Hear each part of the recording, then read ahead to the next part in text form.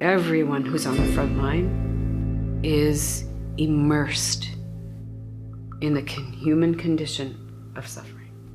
With everything that's happened with COVID, there are way more people who are in awareness of how deeply impacted our healthcare workers and our frontline workers have been by this whole thing.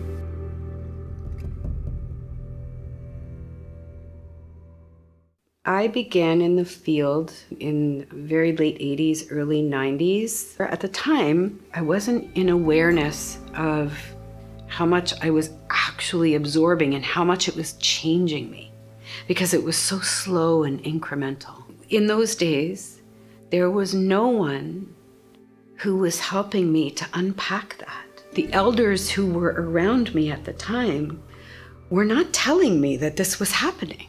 It's like we were all ignoring it together. My name is Tracy Miles. I run a private practice and I offer clinical supervision to other practitioners who are working in psychotherapy or the field of mental health. A lot of how people offer clinical supervision is about focusing on, well, what intervention did you use?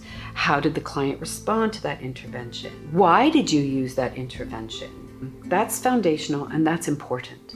However, I am more interested in how this work is impacting the clinician. How are they interpreting the work? How are they interpreting the relationship? How are they experiencing the work? What are they doing with the work inside of themselves? I am very interested in that energy and in that dynamic. That's the juice in real time, that they can begin to unpack and really understand that, versus 20 years or 10 years down the road, like it hits them and they're in shock about it, or they're not aware of the slow incremental cracking that's happening on their worldview. I have a foundational model to present to you that has potential if you use it. It has potential to bring you closer to each other. It has potential for you to be in relationship with each other and work together in a respectful, deep, connected way. There's an admin part to that, right? How you implement this from an administrative place, which has to do with culture. But then there's a way, part of the training is how do you get to know these defenses within yourself, and how do you work with those defenses so you can begin to show up authentically and vulnerably.